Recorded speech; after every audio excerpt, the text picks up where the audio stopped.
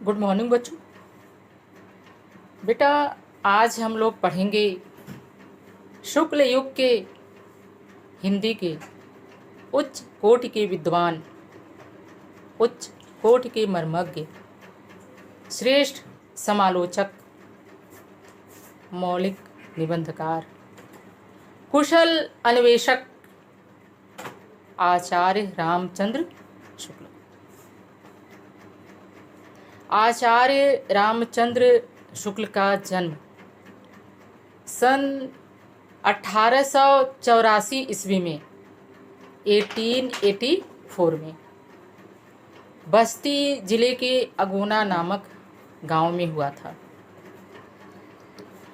इनके पिता का नाम पंडित चंद्रबली शुक्ल था। इनकी आरंभिक शिक्षा गांव में हुई और इनकी शिक्षा का प्रारंभ संस्कृत में हुआ। इसके बाद हाई स्कूल और इंटरमीडिएट की शिक्षा पास करने के बाद ये कानून की शिक्षा में बैठे, लेकिन उत्तीर्ण नहीं हुए, पास नहीं हुए। इसके बाद ये मिर्ज़ापुर के मिशन स्कूल में चित्रकला के अध्यापक हो गए और तभी से इनके लेख पत्र पत्रिकाओं में छपने लगे और इनकी विद्वता की कीर्ति चारों तरफ फैल गई।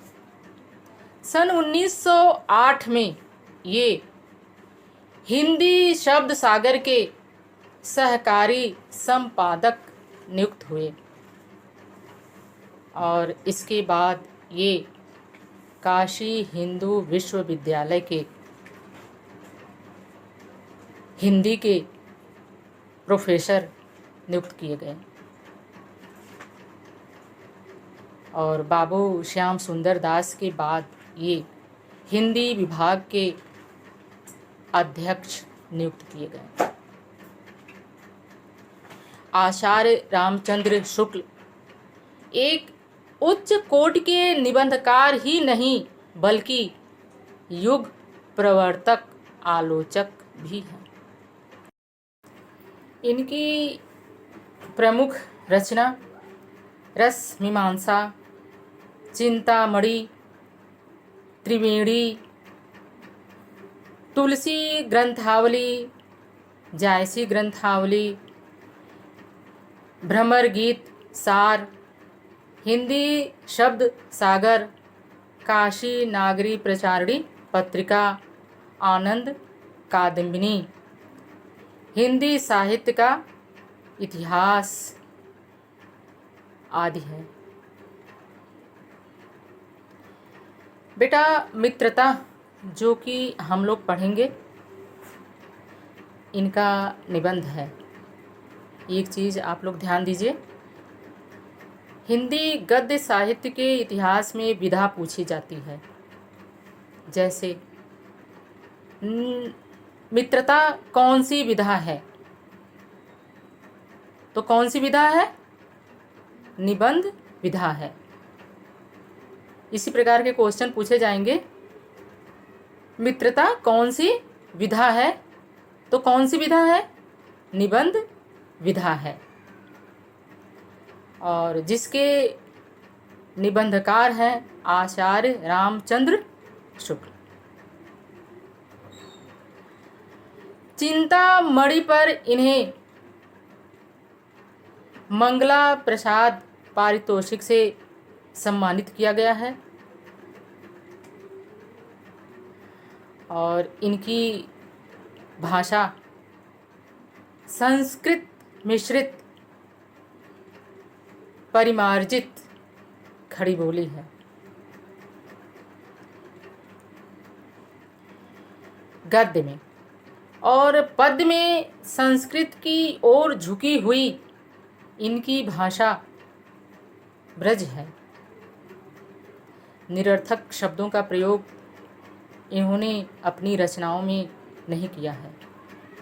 इनके शब्द इतने नपे तुले और गढ़े हुए हैं कि इनके वाक्य से एक भी शब्द यदि निकाल दिया जाए तो पूरा का पूरा वाक्य ही लड़खड़ा जाएगा।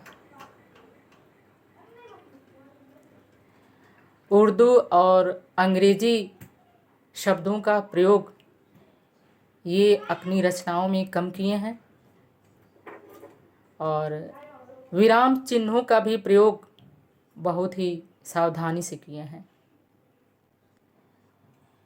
बाबू गुलाब राय इनके विषय में लिखते हैं कि यह निर्विवाद सत्य है कि हिंदी गद्य साहित्य को और निबंध साहित्य में आचार्य रामचंद्र शुक्ल का श्रेष्ठ स्थान है।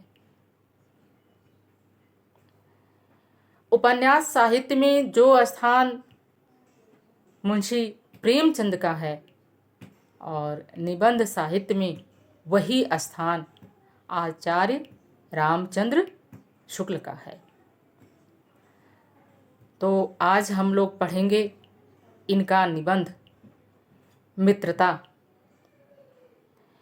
जिसमें शुक्ल जी कहते हैं कि जब हम मित्र बनाते हैं तो धड़ल्ले से बना लेते हैं, दो चार बातें करते हैं और उसको हम अपना मित्र बना लेते हैं। लेकिन हमको मित्र बहुत ही सोच समझकर जांच परख कर बनाना चाहिए, क्योंकि एक मित्र का गुण होता है अपने मित्र को पग पग पर मार्ग प्रदर्शन करना, उसके दुर्गुणों को बाहर निकालना और उसके अंदर सद्गुणों का विकास करना, माँ की तरह स्नेह देना। आचार्य रामचंद्र शुक्ल कहते हैं कि यदि मित्रता अच्छी रही तो व्यक्ति दिन प्रतिदिन उन्नति की तरफ अग्रसर होता जाता है, और यदि मित्रता अच्छी नहीं है तो ये आचार्य रामचंद्र शुक्ल के ही शब्द हैं कि कुसंग का ज्वर बहुत ही भयानक होता है। यह केवल नींद और सद्वृत्ति का ही नाश नहीं करता, बल्कि हमारी बुद्धि का भी क्षय कर देता है। इसलिए हमें हमेशा एक अच्छे मित्र की संगत में रहनी चाहिए और मित्र बनाते समय भी हमें बहुत ही सोच विचार करना चाहिए। ठीक है, तो बेटा आज हम लोग पढ़ेंगे आचार्य रामचंद्र शुक्ल का निबंध मित्रता। मित्रता। जब कोई युवा पुरुष अपने घर से बाहर निकलकर बाहरी संसार में अपनी स्थिति जमाता है, आचार्य रामचंद्र शुक्ल जी कहते हैं कि जब व्यक्ति किशोरा अवस्था के पश्चात युवावस्था में प्रवेश करने पर वो घर की सीमाओं से बाहर निकल कर के समाज में जब कार्य आरंभ करता है, तब पहली कठिनता उसे मित्र चुनने में पड़ती है। तो पहली समस्या उसके सामने मित्र बनाने में आती है। यदि उसकी स्थिति बिल्कुल एकांत और निराली नहीं रहती तो उसकी जान पहचान के लोग धड़ाधड़ बढ़ते जाते। लेखक कह रहे हैं कि यदि वह एकांत मन वाला नहीं है तो उसकी जान पहचान शीघ्र ही बढ़ती जाती है और थोड़े ही दिनों में कुछ लोगों से उसका हेल मेल हो जाता है और कुछ ही दिन में दूसरे लोगों से उसका मेल मिलाप हो जाता है। यही हेल मेल बढ़ते बढ़ते मित्रता के रूप में परिणत हो जाता है और यही मेल मिलाप धीरे धीरे बढ़ते बढ़ते मित्रता के रूप में परिवर्तित हो जाता है। परिणत मीन्स परिवर्तित हो जाता है। मित्रों के चुनाव की उपयुक्तता पर उसके जीवन की सफलता निर्भर हो जाती है और यही मित्रों का चुनाव, यही मित्रों की संगत पर उसके जीवन का फ्यूचर निर्भर करता है। जैसा मित्र रहेगा वैसा उसका भी विचार आएगा, उसका भी व्यवहार वैसा ही हो जाएगा, क्योंकि संगत का गुप्त प्रभाव हमारे आचरण पर बड़ा भारी पड़ता है। लेखक कह रहे हैं क्यों? क्योंकि इस संगत का असर हमारे आचरण पर बहुत ही अधिक प्रभाव डालता है। वो भी कैसा प्रभाव रहता है? गुप्त प्रभाव रहता है, जिसका हमें एहसास भी नहीं होता है। हम लोग ऐसे समय समाज में प्रवेश करके अपना कार्य आरंभ करते हैं जबकि हमारा चित्त कोमल, हर तरह का संस्कार ग्रहण करने योग्य रहता है। लेखक कह रहे हैं कि जब हम समाज में प्रवेश करके अपना कार्य आरंभ करते हैं तो उस समय हमारा मन जो है वो बहुत ही कोमल रहता है और हर एक प्रकार का संस्कार ग्रहण करने योग्य रहता है, चाहे वह संस्कार बुरा हो चाहे वह संस्कार अच्छा हो, वह शीघ्र ही उसे ग्रहण कर लेता है। हमारे पांव अपरिमार्जित और हमारी प्रवृत्ति अपरिपक्व रहती है और हमारी जो बुद्धि रहती है वो अविकसित रहती है, विकसित नहीं रहती है कि उचित और अनुचित का ज्ञान करें। ठीक है, हम लोग कच्ची मिट्टी के मूर्ति के समान रहते हैं। कैसे रहते हैं? व्यक्ति कैसा रहता है? एकदम कच्ची मिट्टी के समान रहता है कि कुम्हार जिस रूप में चाहे उसका शेप कर दे, जो जिस रूप का चाहे उस रूप का करे, चाहे राक्षस बनावे चाहे देवता बनावे। ठीक है, लेखक कह रहे हैं कि अगर अच्छे की संगत मिली तो उसके अंदर देवता वाले गुण आ जाएंगे और अगर दुष्ट व्यक्ति का साथ मिला तो उसके अंदर क्या आएगा? दुर्गुण आएगा, बुरा संस्कार आ जाएगा और जिससे वह समाज में अपमानित होता रहेगा। उसका स्वभाव कैसा होगा? राक्षस जैसा होगा। यदि अच्छे की संगत हुई तो वह देवता के समान होगा और यदि बुरे की संगत हुई तो वह राक्षस के समान व्यवहार करेगा। ठीक है, तो लेखक कह रहे हैं कि ऐसे समय में हमें एक सच्चे मित्र की आवश्यकता होती है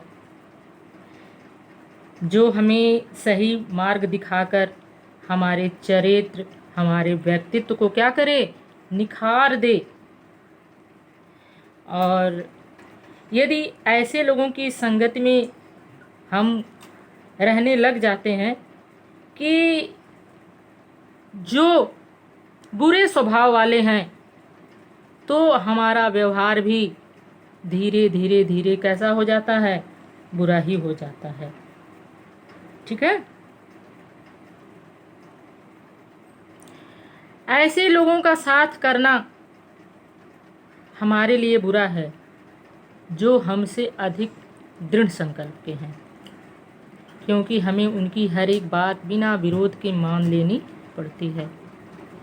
शुक्ल जी कह रहे हैं कि ऐसे लोगों का साथ करना हमारे लिए और भी खतरनाक है कि जो अधिक दृढ़ निश्चय वाले हैं, दृढ़ संकल्प वाले हैं, और इन लोगों का साथ करना हमारे लिए और भी बुरा है, खतरनाक है, क्योंकि उनके सामने हम कुछ भी बोल नहीं पाएंगे और उनकी हर एक बात को हम चुपचाप बिना विरोध के मानेंगे। ठीक है, तो इससे क्या होगा कि हम दिन प्रतिदिन कमज़ोर होते जाएंगे। हमारी सोचने समझने की जो शक्ति है वो धीरे धीरे घटती जाएगी। ठीक है,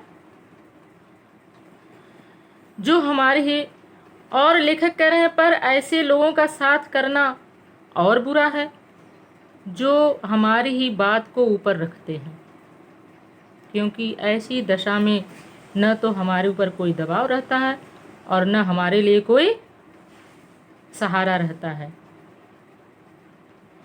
और लेखक कह रहे हैं कि जो लोग हमारी ही बात को सर्वोपरि मानते हैं, ठीक है, तो इनका साथ करना और भी बुरा है और भी हानिकारक है, क्योंकि वे हमेशा हमारी ही बात को क्या करेंगे, ऊपर रखेंगे और हमेशा हमारी ही बातों को महत्व देंगे। हमारी किसी भी बात का वे विरोध नहीं करेंगे।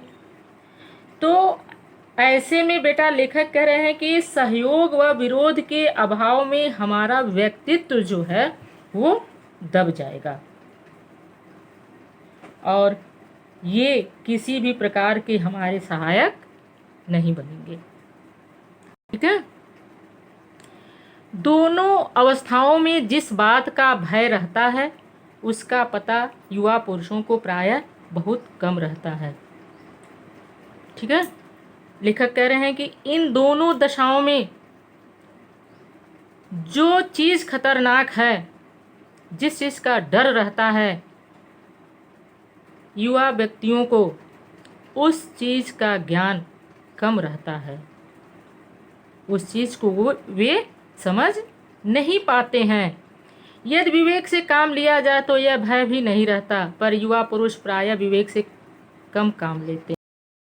और यदि व्यक्ति थोड़ी समझदारी से काम ले तो कोई डर नहीं है, लेकिन व्यक्ति उस समय अपनी समझदारी का प्रयोग नहीं कर पाता है। कैसे आश्चर्य की बात है कि लोग एक घोड़े लेते हैं तो उसके गुण दोष को कितना परख कर लेते हैं। लेखक कह रहे हैं कि यदि लोग घोड़ा खरीदते हैं तो उसे भी अच्छी तरह से जांच परख कर खरीदते हैं कि उसके अंदर क्या गुण हैं, क्या दोष हैं, क्या अच्छाइयाँ हैं, क्या बुराइयाँ हैं। पर किसी को मित्र बनाने में उसके पूर्व आचरण और प्रकृति आदि का कुछ भी विचार और अनुसंधान नहीं करते। अनुसंधान मीन्स खोज। लेकिन जब वो मित्र बनाते हैं किसी को तो न ही वह उसके विषय में कुछ जानते हैं, न उसके आचरण के विषय में जानते हैं, न ही उसका व्यवहार जानते हैं। ठीक है, और न ही जानने की कोशिश करते हैं और सिर्फ उसको अपना मित्र बना लेते हैं। वे उसमें सब बातें अच्छी ही अच्छी मानकर अपना पूरा विश्वास जमा देते हैं और उसके अंदर सब अच्छी बातें समझ करके अपना पूरा विश्वास उसके ऊपर ला देते हैं। ठीक है, और उसे अपना क्या करते हैं, मित्र बना लेते हैं बगैर सोच विचार करके। हंसमुख चेहरा, बातचीत का ढंग, थोड़ी चतुराई या साहस, यही दो चार बातें किसी में देखकर लोग चटपट उसे अपना मित्र बना लेते हैं। ठीक है, लेखक कह रहे हैं कि उसका चेहरा थोड़ा कैसा हो, हंसमुख हो, बातचीत का ढंग, स्टाइल थोड़ी सी कुछ अच्छी हो और थोड़ी चतुराई हो उसके अंदर, साहस हो, और ये सब देख करके लोग उसे क्या करते हैं, ऐसे व्यक्ति को लोग अपना मित्र बना लेते हैं। हम लोग नहीं सोचते कि मैत्री का उद्देश्य है तथा जीवन के व्यवहार में उसका कुछ मूल्य भी है। ठीक है, लेखक कह रहे हैं कि हम लोग इस पर विचार नहीं करते, ठीक है, हम लोग इस पर सोचते नहीं कि जिसे हम मित्र बना रहे हैं उसकी संगति में रहकर हम क्या अपने जीवन के लक्ष्यों को प्राप्त कर सकते हैं तथा जीवन के व्यवहार में उसका कुछ मूल्य भी होता है। एक मित्र का जीवन में बहुत ही मूल्य होता है, एक मित्र बहुत ही मूल्यवान होता है, ठीक है, अपने मित्र के फ्यूचर बनाने में। यह बात हमें नहीं सोचती कि यह एक ऐसा साधन है जिससे आत्म शिक्षा का कार्य बहुत सुगम हो जाता है, और हमें यह विचार नहीं आता कि मित्र एक ऐसा साधन है जो कि आत्म शिक्षा में भी सहायक है, ठीक है। एक प्राचीन विद्वान का वचन है, एक प्राचीन विद्वान ने कहा है, क्या कहा है, विश्वास पात्र मित्र से बड़ी रक्षा होती है। विश्वास पात्र मित्र से बड़ी ही रक्षा होती है। ये हमारे क्या होते हैं, रक्षक होते हैं। जिसे ऐसा मित्र मिल जाए उसे समझना चाहिए कि खजाना मिल गया, और जिसे इस प्रकार का मित्र मिल जाए उसे यह सोचना चाहिए कि उसे एक निधि मिल गई, खजाना मिल गया है। ऐसे मित्र दुनिया में, संसार में बहुत ही कम मिलते हैं, ठीक है। विश्वास पात्र मित्र जीवन की एक औषधि है। औषध मीन्स क्या होता है, दवा। ये जो विश्वास पात्र मित्र हैं वो जीवन की एक दवा का काम करते हैं। हमें अपने मित्रों से यह आशा रखनी चाहिए कि वह उत्तम संकल्पों में हमें दृढ़ करेंगे, दोषों और त्रुटियों से हमें बचाएंगे, हमारे सत्य, पवित्रता और मर्यादा के प्रेम को पुष्ट करेंगे। जब हम कुमार्ग पर पैर रखेंगे तब वे हमें सचेत करेंगे। जब हम हतोत्साहित होंगे तब हमें क्या करेंगे, वे उत्साहित करेंगे, ठीक है। लेखक कह रहे हैं कि एक अच्छा विश्वास पात्र मित्र बहुत ही भाग्य से मिलता है। वह हर समय हमारी क्या करता है, रक्षा करता है, हमारा मार्गदर्शन करता है, हमें बुराई से बचाता है, ठीक है। और जिस व्यक्ति को ऐसा मित्र प्राप्त हो जाता है उसे समझना चाहिए कि उसे एक निधि मिल गई है, एक खजाना मिल गया है। विश्वास पात्र मित्र जो होता है वह जीवन की एक दवा है, और एक अच्छा मित्र हमेशा क्या करता है, दोषों से बचाता है, हमारे अंदर जो दोष रहता है उसे निकालता है, जो भी गलतियां रहती हैं, त्रुटियां रहती हैं उसे सुधारने का काम करता है, हमें सत्य की ओर ले जाता है, और संसार में जितने मर्यादित कार्य हैं हमें उसे करने के लिए प्रेरित करता है। और जब हम कुमार्ग पर पैर रखेंगे, जब हम कुमार्ग पर चलेंगे, बुरे रास्ते पर चलेंगे, तो वह हमें क्या करता है, सचेत करता है। और जब हम कभी हतोत्साहित होते हैं तो हम हमेशा हमारा क्या करता है, उत्साह वर्धन करता है, ठीक है। ऐसा मित्र होना चाहिए और ऐसे व्यक्ति के साथ मित्रता करनी चाहिए, ठीक है बेटा। समझ में आ रहा है कि हमें किस प्रकार के मित्र बनाना चाहिए जो कि हमें हर एक बुराइयों से बचाए, ठीक। सारांश यह है कि वे हमें उत्तमता पूर्वक जीवन निर्वाह करने में हर तरह से सहायता देंगे, ठीक है।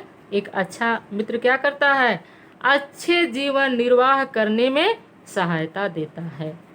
सच्ची मित्रता में उत्तम से उत्तम वैद्य की सी निपुणता और परख होती है। लेखक कह रहे हैं कि एक सच्चे मित्र में एक वैद्य की निपुणता होती है।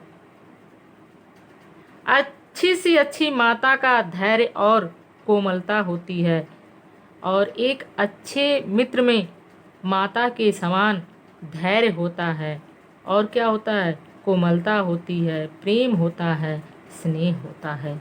ठीक है, कि आवश्यकता पड़े तो हमें क्या कर ले, संभाल ले, हमें उत्साहित करे। ये नहीं कि हमें हतोत्साहित करके हमें और ही डाउन कर दे। ठीक है, ऐसी ही मित्रता करने का प्रयत्न प्रत्येक पुरुष को करना चाहिए। इसी प्रकार की मित्रता प्रत्येक व्यक्ति को करना चाहिए। तो बेटा ये चीज़ आप लोगों के समझ में आ गई कि हमें कैसे व्यक्ति के साथ मित्रता करनी चाहिए, जो कि हमें कुमार्ग से हटा करके अच्छे रास्ते पर ले जाए और पग पग पर हमारा मार्ग दर्शन करे। तो हमें ऐसे ही मित्र की मित्रता करनी चाहिए, ऐसे व्यक्ति की संगति करनी चाहिए, क्योंकि व्यक्ति जैसा रहता है हमारा भी विचार, हमारा व्यवहार, हमारा आचरण वैसे ही होता जाता है। ठीक है बेटा, इसके आगे का हम लोग नेक्स्ट वीडियो में पढ़ेंगे। ओके।